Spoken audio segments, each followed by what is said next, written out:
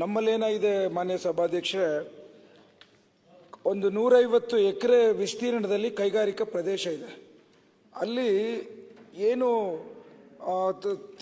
ಗಣಕ ತ್ಯಾಜ್ಯಗಳನ್ನು ಸಂಸ್ಕರಿಸುವಂಥ ಶುದ್ಧೀಕರಣದ ವಿಚಾರದಲ್ಲಿ ಸುಮಾರು 6 ವರ್ಷದಿಂದ ಅಂಚೆಪಾಳ್ಯ ಮತ್ತು ಕುಣಿಗಲ್ ಮುಖ್ಯ ರಸ್ತೆ ಗೊಟ್ಟಿಕೆರೆ ಅಂತ ಇದ್ದಾವೆ ಮಾನ್ಯ ಸಭಾಧ್ಯಕ್ಷರೇ. ಅದು ಈಗ ತಾನೇ ಹೇಳ್ತಿದ್ರು ನಮ್ಮ ಸಹ ಸದಸ್ಯರೆಲ್ಲ, ಫುಲ್ ಬ್ಲ್ಯಾಕ್ ವಾಟರ್ ಆಗ್ಬಿಟ್ಟಿದೆ ಮಾನ್ಯ ಸಭಾಧ್ಯಕ್ಷರೇ. ಫಂಗಸ್ ಒಂದು ಕಡೆ ಆದರೆ ಬೆಂಗಳೂರಿಂದ ಬಯೋಕಾನಿಂದ ಹಿಡಿದು ನಾನಾ ಥರ ಫಾರ್ಮಾಸ್ಯೂಟಿಕಲ್ಸಿಂದ ಹಿಡಿದು ಎಲ್ಲ ಪಾಯ್ಸನ್ಸ್ಗಳು ಎಫ್ಲುಯೆಂಟ್ಸ್ಗಳನ್ನ ಕುಣಿಗಲಲ್ಲಿ ಒಬ್ಬ ಗೋವಿಂದ್ ಸಾಲ್ವೆಂಟ್ಸ್ ಅಂತ ನಡೆಸ್ತಾ ಇದ್ದಾನೆ. ಅವನು ತಂದು ಅಲ್ಲಿ ರಾತ್ರಿ ಹೊತ್ತು ಮಳೆ ಬಂದಂಥ ಸಂದರ್ಭದಲ್ಲಿ ಬಿಡೋದು ಒಂದು ಕಡೆ ಆದರೆ, ನಮ್ಮಲ್ಲಿ ಕಾರ್ಖಾನೆ ನಡೆಸೋರಂಥವ್ರು ಏನೇನೋ ಅವ್ರ ಕೆಲಸ ಏನು, ETP ಪ್ಲಾಂಟ್ ಹಾಕಬೇಕು, ಎಫ್ಲುಯೆಂಟ್ ಟ್ರೀಟ್ಮೆಂಟ್ ಪ್ಲಾಂಟ್. ಅವ್ರು ಯಾರು ಪರಿಪೂರ್ಣತೆಯಲ್ಲಿ ಮಾಡಿಲ್ಲ. ಅದನ್ನು ಬೋರ್ವೆಲ್ಲಲ್ಲಿ ಡಿಗ್ ಮಾಡಿಬಿಟ್ಟು ಒಳಗಡೆ ಕಳಿಸ್ಬಿಡ್ತಾರೆ. ಇಲ್ಲ ಮಳೆ ಬಂದಾಗ ಕೆರೆಗೆ ಅದನ್ನು ಹರಿಲಿಕ್ಕೆ ಬಿಡ್ತಾರೆ ಮಾನ್ಯ ಸಭಾಧ್ಯಕ್ಷರೇ. ಇದನ್ನು ನಾನು ಯಾವ ರೀತಿ ಸಮಸ್ಯೆ ಬಗೆಹರಿಸ್ಲಿಕ್ಕೆ ಆಗ್ತಿಲ್ಲ. ನಾನು ಪೊಲ್ಯೂಷನ್ ಬೋರ್ಡ್ ನಂಬೋದಿಲ್ಲ. ನನಗೆ ಭಾಳ ಬೇಸರ ಆಗಿಬಿಟ್ಟಿದೆ. ಈ ಪಾಪ ಹೊಸ್ದಾಗಿ ಬಂದಿದ್ದಾರೆ ಚೇರ್ಮನ್, ಅದು ಇರಲಿ. ನನಗೆ ನಿಮ್ಮ ಮೂಲಕ ನಾನು ಕೇಳ್ಕೊಳಂಥದ್ದು, ಅಲ್ಲೆಲ್ಲ ಫುಲ್ಲು 25 ಗ್ರಾಮಗಳಿದೆ ಮಾನ್ಯ ಸಭಾಧ್ಯಕ್ಷ. ನಾನು ಡಾಕ್ಟರ್ ಆಗಿದ್ದೀನಿ. ಸುಮಾರು 3% of the cancers detected very recently, of late, ಒಂದು 5-6 ವರ್ಷದಿಂದ. ಅವರಿಗೆ ಲಂಗ್ ಕ್ಯಾನ್ಸರ್, ಸಾರ್ಕೋಯಿಡೋಸಿಸ್ ಅಂತ ಬರುತ್ತೆ, ಇಲ್ಲ ಓವರಿಯನ್ ಕ್ಯಾನ್ಸರ್ ಬರುತ್ತೆ, ಇಲ್ಲ ಬ್ರೆಸ್ಟ್ ಟ್ಯೂಮರ್ಸ್ಗಳು ಬರುತ್ತೆ. ಇದು ಎಲ್ಲ ಆರ್ಗನ್ಸ್ ಎಫೆಕ್ಟ್ ಮಾಡೋಂಥದ್ದು ಮಾನ್ಯ ಸಭಾಧ್ಯಕ್ಷ. ಕಾರ್ಡಿಯೋವ್ಯಾಸ್ಕ್ಯುಲರ್ ಡಿಸೀಸಸ್ ಜಾಸ್ತಿ ಆಗಿಬಿಟ್ಟಿದೆ. ಅದಕ್ಕೋಸ್ಕರ ನಾನು ಇವತ್ತು ಅದು ನೀರು ನೋಡಿದ್ರೆ ನೊರೆ ಇರುತ್ತೆ ಮಾನ್ಯ ಸಭಾಧ್ಯಕ್ಷ, ಕರ್ರಗೆ ಇರುತ್ತೆ, ಇಲ್ಲ ಗ್ರೀನಿಶ್ ಇರುತ್ತೆ. ಆ ಕಾರಣಕ್ಕೋಸ್ಕರ ನಾನು ನಿಮ್ಮ ಮೂಲಕ ಏನು ಒತ್ತಾಯ ಮಾಡ್ತೀನಿ, ಈ ಮಲಿನವಾದಂಥ ವಾಟರ್ನ ಸರಿಪಡಿಸ್ಲಿಕ್ಕೆ ಇದೇನಾಗ್ಬಿಟ್ಟಿದೆ, ದುಡ್ಡಿನ ದಂಧೆ ಮಾನ್ಯ ಸಭಾಧ್ಯಕ್ಷ. ಬ್ಯಾಂಗ್ಳೂರಲ್ಲಿ pharmaceuticals companies they have understanding. ಅವರು ಪೊಲ್ಯೂಷನ್ ಬೋರ್ಡ್ಗೆ ಒಂದು ಅಗ್ರಿಮೆಂಟ್ ಮಾಡಿರ್ತಾರೆ. ನಾವು ಎಲ್ಲ waste, solid waste management, liquid waste management, ಕೆಲವರು ಯಾರ್ಯಾರು ರೆಕಗ್ನೈಸ್ಡ್ ಇರ್ತಾರೆ ಅವ್ರಿಗೆ ಕೊಡ್ತೀವಿ ಅಂತಾರೆ. ಅವರೇನು ಮಾಡಬೇಕು, ಸಡನ್ ಲ್ಯಾಂಡ್ಸ್ಗಳು ತೊಗೊಂಡಿರ್ತಾರೆ, ಅಲ್ಲೋಗಿ ಅದನ್ನು ಡಿಸ್ಪೋಸ್ ಮಾಡಬೇಕು. ಅವರೇನು ಮಾಡ್ತಾರೆ, ನಮ್ಮದು ಹತ್ರ 60 ಕಿಲೋಮೀಟ್ರ್ ಮಾನ್ಯ ಸಭಾಧ್ಯಕ್ಷ. ಅಭಿವೃದ್ಧಿಗೆ ಉಪಯೋಗಿಸ್ಕೊತಾ ಇಲ್ಲ ನಮ್ಮ ಕುಣಿಗಲ್ನ. ಈ ಥರ ವೇಸ್ಟ್ ಮ್ಯಾನೇಜ್ಮೆಂಟ್ಗೆ ಕಳ್ಳರುಗಳು ಈ ಒಂದು ನಮ್ಮ ಕುಣಿಗಲ್ ಪ್ರದೇಶವನ್ನು ಉಪಯೋಗಿಸ್ಕೊತಾ ಇದ್ದಾರೆ ಮಾನ್ಯ ಸಭಾಧ್ಯಕ್ಷ. ಬೆಂಗಳೂರು ಆದಿಯಾಗಿ ಕಸಗಳು ಕುಣಿಗಲ್ ಮಾಡ್ತಿರೋಂಥದ್ದನ್ನ ನಿಮ್ಮ ಮೂಲಕ ಯಾಕೆ ಹೇಳ್ತಾ ಇದ್ದೀನಿ ಅಂದರೆ, ಇದು ರೆಕಾರ್ಡಲ್ಲಿ ಇರಬೇಕು. ನಾನು ಇದು ದೊಡ್ಡಂತಕ್ಕೆ ಹೋಗ್ತೀನಿ, ಮುಂದಿನ ತಿಂಗಳಲ್ಲಿ ಸ್ಟ್ರೈಕ್ ಮಾಡ್ತೀನಿ. ಆ ಕಾರಣಕ್ಕೋಸ್ಕರ ಇವತ್ತೇನು ಈ ಕುಲುಷಿತ ನೀರನ್ನು ಯಾವ ರೀತಿ ನಾನು ಪರಿಷ್ಕರಣೆ ಮಾಡೋಂಥದ್ದು, ನೀವು ನನಗೆ ಹೆಚ್ಚಿನ ಜವಾಬ್ದಾರಿ ತಗೊಂಡು ಒಂದು ಕಡೆ ಆದರೆ, ನಮಗೆ ಜಿಲ್ಲಾ ಉಸ್ತುವಾರಿ ಮಂತ್ರಿಗಳು ನಮ್ಮ ಹೋಮ್ ಮಿನಿಸ್ಟರ್ ಸಾಹೇಬ್ರು ಇದ್ದಾರೆ, ಪರಮೇಶ್ವರ್ ಸಾಹೇಬ್ರ ಗಮನಕ್ಕೆ ತಂದಿರಲಿಲ್ಲ. ಇವತ್ತು ನಿಮ್ಮ ಮೂಲಕನೇ ತರಲಿಕ್ಕೆ ಇಚ್ಛೆ ಪಡ್ತಾ ಇದ್ದೇನೆ.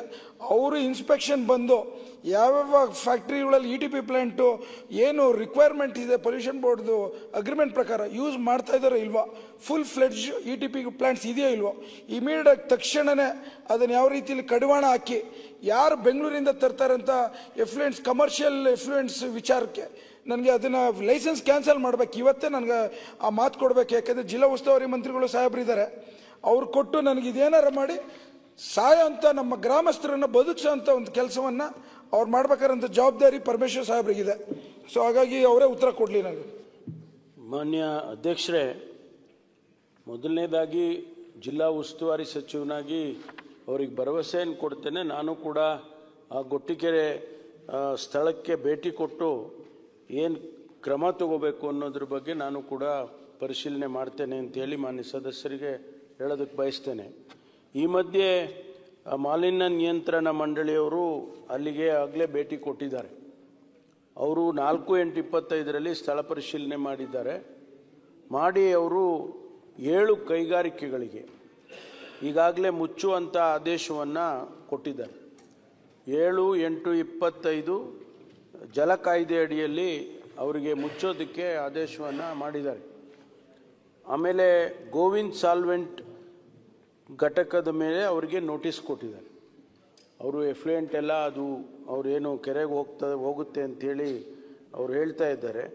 ಅದು ಮಳೆ ನೀರು ಹೋಗೋ ಚರಂಡಿಗೆ ಹೋಗುತ್ತೆ ಅಂಥೇಳಿ ಅವರಿಗೆ ಕೂಡ ಈಗಾಗಲೇ ಅವರು ನೋಟಿಸನ್ನು ಕೊಟ್ಟಿದ್ದಾರೆ. ಅದು ಸರಿಪಡಿಸ್ಕೊಳ್ಳದೇ ಇದ್ದರೆ ಅದನ್ನು ಕೂಡ ಮುಚ್ತೇವೆ ಅಂಥೇಳಿ ಆ ನೋಟಿಸಲ್ಲಿ ಹೇಳಿದ್ದಾರೆ. ಅದರಿಂದ ನಾನೇ ಖುದ್ದಾಗಿ ಹೋಗಿ ಸ್ಥಳ ಪರಿಶೀಲನೆ ಮಾಡ್ತೇನೆ. ಏನು ಮುಂದೆ ಕ್ರಮ ತಗೋಬೇಕು ಅದನ್ನು ಖಂಡಿತವಾಗಿ ತಗೊಳ್ತೀವಿ. ಮಾನ್ಯ ಸಭಾಧ್ಯಕ್ಷ, ನನಗೆ ಭಾಳ ಖುಷಿ ಆಯಿತು. ನನಗೆ ಪರ್ಸನಲ್ ವಿಸಿಟ್ ಕೊಡ್ತಾರಂಥದ್ದು ನಮ್ಮ ಗೃಹ ಮಂತ್ರಿಗಳಿಗೆ ವಿಶೇಷವಾಗಿ ಅವ್ರು ಯಾವ ದಿನಾಂಕ ಹೇಳ್ತಾರೆ ನಾನು ಅವತ್ತು ಹೋಗ್ತೀನಿ. ಬಟ್ ಇವರು ಅಧಿಕಾರಿಗಳು ಬಂದು ಇನ್ಸ್ಪೆಕ್ಷನ್ ಮಾಡಿ ಅದನ್ನು ಏನು ಕ್ರಮ ತೆಗೆದುಕೋತೀವಿ, ನಾನು ಅವ್ರು ನಂಬಲ್ಲ ಮಾನ್ಯ ಸಭಾಧ್ಯಕ್ಷ. ನಾನು ಗಲಾಟೆ ಮಾಡಿದಾಗೆಲ್ಲ ಅವ್ರು ದಪ್ಪ ಆಗ್ತಾರೆ. ಓಕೆ, ನಾನು ಎಲ್ಲ ಥರನೂ ವಿಚಾರಗಳನ್ನು ತಂದಾಗೆಲ್ಲ ಅವರು ಎಲ್ಲೋ ಒಂದು ಕಡೆ ದುಡ್ಡು ತಗೊಂಡು ಇದು ವ್ಯವಸ್ಥೆನ ಈ ವ್ಯವಸ್ಥೆ ನಿಲ್ಲಬೇಕು ಮಾನ್ಯ ಸಭಾಧ್ಯಕ್ಷ. ಇದು ನಿಲ್ಲಿಲ್ಲ ಅಂದ್ರೆ ಎಲ್ಲರಿಗೂ ಇದು ಒಂದು ತೊಂದರೆ ಆಗುತ್ತೆ. ಇದು ನಾನೊಬ್ಬ ಡಾಕ್ಟರ್ ಇದ್ಕೊಂಡು ಯಾವುದೇ ಕಾರಣಕ್ಕೂ ಇದು ಬಿಡೋದಿಲ್ಲ. ನನಗೆ I got a huge hopes on our district incharge minister ಮಾಡ್ತಾರೆ. ಅದನ್ನ ಹೆಚ್ಚಿನ ರೀತಿಯಲ್ಲಿ ಒಂದು ಈಗ ಸದ್ಯದಲ್ಲಿ ನನಗೆ ಗೋವಿಂದ್ ಸಾಲ್ವೆಂಟ್ಸ್ ಅನ್ನು ನಿಲ್ಲಿಸಬೇಕು. ಒಂದು ಅವರ ಲೈಸೆನ್ಸ್ನ ಇವತ್ತೇ ಅವರು ನನಗೆ ಅಶ್ಯೂರೆನ್ಸ್ ಕೊಡ್ಲಿ.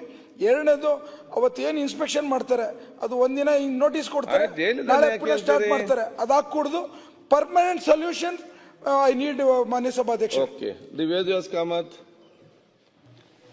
ಇದೆಲ್ಲ ಮೊನ್ನೆಲ್ಲ ಮಾತಾಡಿದೆ ಎಲ್ಲ ವಿಷಯ ಕೂಡ. ಇಲ್ಲ ಮಾಡಲಿಲ್ಲ, ಇದು ಮಾತಾಡಿಲ್ಲ ನಾನು. ಅಲ್ಲ ಇದರಲ್ಲಿ ಬೇರೆ ಎಲ್ಲ ಮಾತಾಡಿದ್ದೀನಿ, ಇದು ಮಾತಾಡಿಲ್ಲ. ಸತತವಾಗಿ ಸುರಿದ ಮಳೆಯಿಂದಾಗಿ ಮಂಗಳೂರು ನಗರ ಪಾಲಿಕೆ ವ್ಯಾಪ್ತಿಯಲ್ಲಿ ರಸ್ತೆ ಚರಂಡಿ ಹಾಗೂ ತಡೆಗೋಡೆಗಳು ಹಾಳಾಗಿ ದಿನನಿತ್ಯ ವಾಹನ ಸವಾರರಿಗೆ ತೊಂದರೆ ಆಗ್ತಿದ್ದು, ಸದರಿ ದುರಸ್ತಿಗೆ ಅನುದಾನ ಬಿಡುಗಡೆ ಮಾಡುವಂಥ ದೃಷ್ಟಿಯಲ್ಲಿ ಮಂಗಳೂರು ಮಹಾನಗರ ಪಾಲಿಕೆಯ ನನ್ನ ವಿಧಾನಸಭಾ ಕ್ಷೇತ್ರಕ್ಕೆ ಒಂದು ವಿಶೇಷವಾದಂಥ ಒನ್ ಟೈಮ್ ಸ್ಪೆಷಲ್ ಗ್ರಾಂಟ್ ಕೊಡಬೇಕು ಅಂತ ಹೇಳುವಂಥದ್ದು ನಾನು ಸಚಿವರಿಗೆ ಗಮನವನ್ನು ಸೆಳೀತಾ ಇದ್ದೇನೆ. ಮೊನ್ನೆ ಸಭಾಧ್ಯಕ್ಷರೇ, ಈ ಮಂಗಳೂರು ಮಹಾನಗರ ಪಾಲಿಕೆ ವ್ಯಾಪ್ತಿ 2023-24ರಲ್ಲಿ ಭಾರಿ ಮಳೆ ಬಿದ್ದು ಹಲವು ಭಾಗಗಳಲ್ಲಿ ರಸ್ತೆ ಚರಂಡಿ ತಡೆಗೋಡೆಗಳು ಹಾಳಾಗಿರೋದು ಸತ್ಯ ಸಭಾಧ್ಯಕ್ಷರೇ. ಈ ಮರು ನಿರ್ಮಾಣ ಮಾಡಲಿಕ್ಕೆ 26 ಕೋಟಿ ರೂಪಾಯಿಗಳು ಮತ್ತು ಈ ಪ್ರಸಕ್ತ ಸಾಲಿನ ಪ್ರಾಕೃತಿಕ ವಿಕೋಪದಿಂದ ಮತ್ತೆ ಇನ್ನೊಂದಷ್ಟು ದುಡ್ಡು ಸಭಾಧ್ಯಕ್ಷರೇ, ಮತ್ತೆ 925 ಲಕ್ಷ ಒಟ್ಟು ಸಭಾಧ್ಯಕ್ಷರೇ. ಮಂಗಳೂರು ಉತ್ತರ ಮತ್ತು ಮಂಗಳೂರು ದಕ್ಷಿಣ ವಿಧಾನಸಭಾ ಕ್ಷೇತ್ರಕ್ಕೆ ಒಟ್ಟಾಗಿ 41 ಕೋಟಿ ರೂಪಾಯಿಗಳು ಬೇಕಾಗಿರ್ತದೆ ಸಭಾಧ್ಯಕ್ಷ. ಈ ಒನ್ ಟೈಮ್ ಸ್ಪೆಷಲ್ ಗ್ರಾಂಟ್ ಕೇಳಿದ್ದಾರೆ ಸಭಾಧ್ಯಕ್ಷ. ಈ ಪ್ರಸ್ತಾವನೆ ಇನ್ನು ಸ್ವೀಕೃತ ಆಗಿಲ್ಲ ಸಭಾಧ್ಯಕ್ಷ.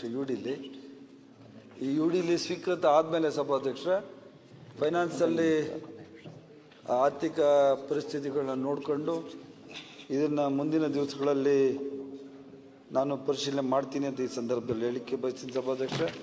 ಮತ್ತು ಈಗಾಗಲೇ ನಗರ ವಿಕಾಸ ಯೋಜನೆ ಅಡಿಯ ಸಭಾಧ್ಯಕ್ಷ 165 ಕೋಟಿ ರೂಪಾಯಿಗಳು ಕೊಟ್ಟಿದ್ದೀನಿ ಸಭಾಧ್ಯಕ್ಷ ಮಂಗಳೂರಿಗೆ. ಬರೀ 2 ಕಾನ್ಸ್ಟಿಟ್ಯೂನ್ಸಿಗೆ ಮಾತ್ರ ಸಭಾಧ್ಯಕ್ಷ. ಯಾವಾಗೂ ದುಡ್ಡಿಲ್ಲ ಅಂತ ಇರ್ತಾರೆ. ಇಬ್ರು ಬಿಜೆಪಿ ಶಾಸಕರು ಸಭಾಧ್ಯಕ್ಷ. ಇಬ್ರಿಗೂ ಸೇರಿ ಈ ಮುಖ್ಯಮಂತ್ರಿಗಳ ವಿಶೇಷ ಅನುದಾನ ಬಿಟ್ಟು ಸಭಾಧ್ಯಕ್ಷ ನನ್ನ ಇದರಲ್ಲಿ ಮಹಾತ್ಮ ಗಾಂಧಿ ವಿಕಾಸ ಯೋಜನೆಯಲ್ಲಿ 165 ಕೋಟಿ ಸಭಾಧ್ಯಕ್ಷ. ಹೆಚ್ಚು ಕಮ್ಮಿ 85 ಕೋಟಿ ಕೊಟ್ಟಿವಿ ಸಭಾಧ್ಯಕ್ಷ. ಈಗಾಗಲೇ ಟೆಂಡರ್ ಸಹ ಆಗಿದೆ ಸಭಾಧ್ಯಕ್ಷ. ಕೆಲಸ ವೇದವ್ಯಾಸ ತಗೊಂಡೆ ಕೆಲಸ ಮಾಡ್ತೀವಿ ಸಭಾಧ್ಯಕ್ಷ. ಅದ್ರ ಜೊತೆಯಲ್ಲಿ ಈ ಒಂದು 25 ಕಾಮಗಾರಿಗಳಿದೆ ಸಭಾಧ್ಯಕ್ಷ. ಈ ಪ್ರಾಕೃತಿಕ ವಿಕೋಪದಿಂದ ಹಾನಿ ಉಂಟಾಗಿರುವ ಕೆಲವು ತುರ್ತು ಕಾಮಗಾರಿಗಳನ್ನ ಸಹ ಇದರಲ್ಲಿ ಸೇರಿಸಿದ್ದಾರೆ ಸಭಾಧ್ಯಕ್ಷ. ಇದ್ರ ಜೊತೆಯಲ್ಲಿ ಇನ್ನೊಂದು 41 ಕೋಟಿ ಬೇಕಾಗ್ತದೆ ಸಭಾಧ್ಯಕ್ಷ. ಈ ಕೆಲಸ ಇದಾಗಲಿ ಸಭಾಧ್ಯಕ್ಷ. 165 ಕೋಟಿ ಖರ್ಚು ಮಾಡೋಣ ಸಭಾಧ್ಯಕ್ಷ. ಮಂಗಳೂರು ನಗರಕ್ಕೆ ಮುಂಚೆ ಯಾವುದೇ ಸರ್ಕಾರ ಕೊಟ್ಟಿಲ್ಲ ಅದು ಸಭಾಧ್ಯಕ್ಷ. ನಮ್ಮ ಸರ್ಕಾರ, ಸಿದ್ದರಾಮಯ್ಯವ್ರ ಸರ್ಕಾರ 165 ಕೋಟಿ ಅಂತ ದೊಡ್ಡ ಮೊತ್ತವನ್ನು ಕೊಟ್ಟಿರೋ ಸಭಾಧ್ಯಕ್ಷ. ಈ ಹಣ ಖರ್ಚು ಆಗ್ತಾ ಇದ್ದಂಗೆ ಬೇರೆ ಫೈನಾನ್ಸ್ ಅವ್ರ ಜೊತೆ ಮಾತಾಡಿ ಮತ್ತೆ ವೇದವ್ಯಾಸ್ ಅವ್ರಿಗೆ ತಿಳಿಸ್ತೀನಿ ಸಭಾಧ್ಯಕ್ಷ. ಆ 41 ಕೋಟಿ ರೂಪಾಯಿಗಳು ಅನುದಾನಕ್ಕೆ ಫೈನಾನ್ಸ್ ಹತ್ರ ಕೇಳಿ ತಗೊಳ್ಳುವಂಥ ಪ್ರಯತ್ನ ಮಾಡ್ತೀವಿ ಅಧ್ಯಕ್ಷರೇ.